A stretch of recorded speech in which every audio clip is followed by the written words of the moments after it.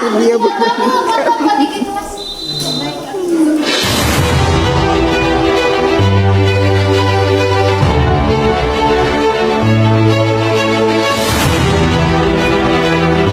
Ini ada nomor urut. Nah, ini bisa dijadikan pion dan bisa juga dijadikan nomor urut untuk tampil bermain dan bisa juga sebagai nomor urut pertanyaan-pertanyaan.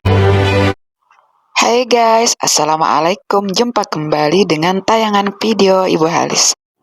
Di video kali ini Bu Halis akan menayangkan aktivitas bermain ular tangga.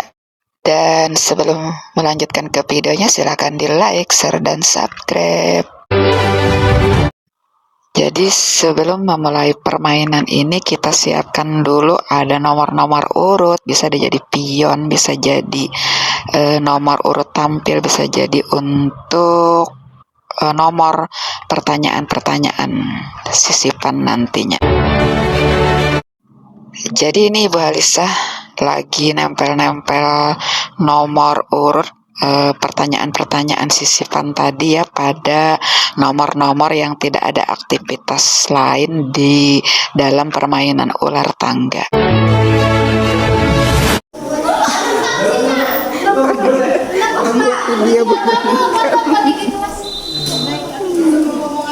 Dan materi kali ini adalah tentang pendapatan nasional. Tapi sebelum ke materi pendapatan nasional, mereka boleh untuk mencoba dulu permainan ular tangga yang ada. Karena beberapa anak juga ada yang belum pernah bermain, ada juga yang belum paham tentang permainan ini. Pembelajaran di kelas 11-2 ini telah berakhir. Kita foto-foto dulu.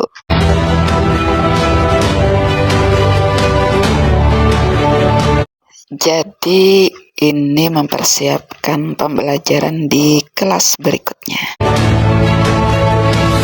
Bermain di sini bukan sekedar bermain, jadi dari segi kognitifnya juga bisa mengembangkan keterampilan, meningkatkan daya ingat, dan ada manfaat edukasinya juga. Dari sisi kognitif ini juga bisa anak-anak untuk berpikir strategis ya, mencari cara agar memperoleh poin yang bagus. Dari sisi sosial emosional, mereka dilatih untuk bersabar, kemudian mengelola emosi dan meningkatkan percaya diri. Jadi dalam permainan ini juga memang ditemukan ada beberapa anak itu yang memang tidak percaya diri untuk ikut bermain. Dan diharapkan dalam permainan ini mereka bisa belajar secara aktif dan menyenangkan. Sebenarnya permainan ini bisa kita modifikasi. Nah, dalam hal ini kita sisipkan tambahan materi pelajaran pendapatan nasional. Jadi materi tersebut dalam bentuk pertanyaan dan dalam bentuk tugas untuk mencatat. Sisi edukasi lainnya diharapkan juga bisa meningkatkan disiplin. Jadi mereka mengikuti aturan permainan dengan benar.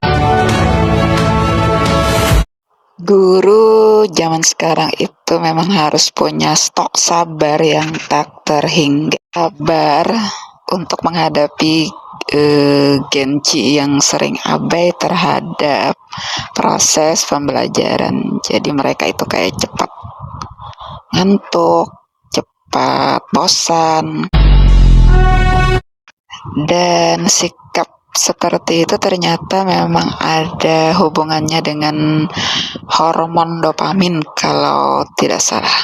Karena hormon dopamin ini terganggu, jadi fungsi kognitifnya juga seperti tidak berfungsi dengan baik. Hormon dopamin itu seperti pembawa pesan di otak, jadi punya peran penting termasuk kayak pergerakan, memori, dan motivasi. Ada di sana juga kayak perasaan bahagia, senang. Hormon ini diproduksi oleh sel-sel otak dan tubuh yang membantu sel saraf untuk saling berkomunikasi. Dan kesimpulannya ini adalah ikhtiar kita agar mereka bisa mengikuti proses pembelajaran dengan baik.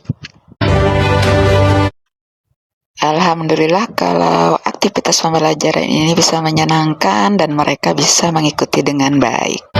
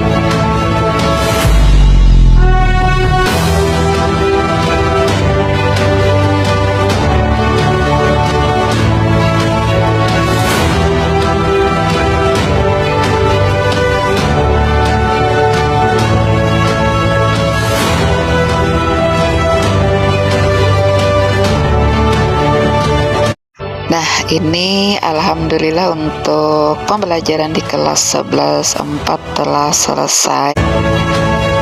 Lanjut, Ibu Alisa beres-beres dulu, nanti akan ada pembelajaran kelas berikut.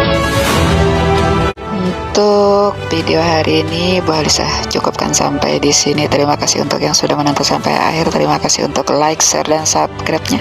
Sampai jumpa di video berikutnya.